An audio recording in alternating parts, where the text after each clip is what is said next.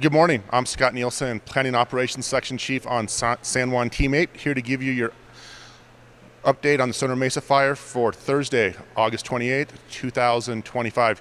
Yesterday was a pretty good day. We had the least rain we've had in several days, and that allowed us to get crews and people around the fire. It also allowed us to get an infrared flight last night.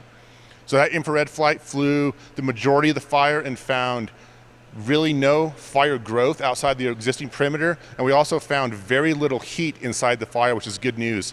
So with the drying trend and knowing where our very isolated heat is, that's allowed us to really focus our work on where we want to put our people and firefighters around this fire. So we'll start in the Stoner Creek area.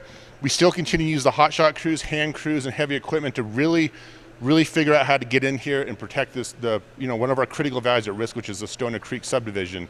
So to do that, we're going to use dozers, hotshot crews, we get that tied in, and then coming around the top of the fire in this H46 area is a very remote part of the fire. So right now we have a couple crews that were flown in with their gear. Today's big mission in there is to get them out and get a replacement crew in there with their gear.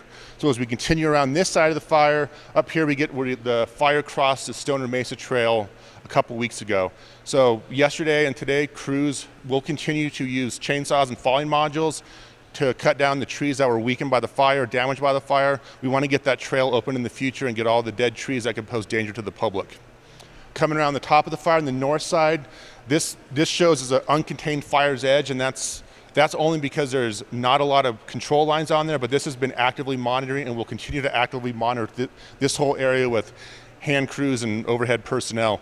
The infrared flight has showed no fire growth in here for several days. There was one spot fire that had been working for the past 2 days by the Stoner dip site, and that's where helicopters used to dip out of a pond to drop helicopter water drops on the fire. That spot fire has showed no heat for the past 48 hours. Coming around to the northeast side of the fire, this area the area closest to Rico has shown no growth for over 10 days. We're continuing to monitor that. Crews are in there walking around, making sure it's still cold edge, but we expect this to continue to be cool well into the future. Coming around that area down to the southern part of the fire on the southeast portion, this has showed really no heat from drop point 50 all the way to 48 for several days. The roads are in good shape. We're backhauling excess equipment. We don't anticipate any fire growth in this area. And as we come down farther from 48 towards Stoner, we are actively using heavy equipment, hand crews, and some engines to construct direct control line into the fire to stop its future spread.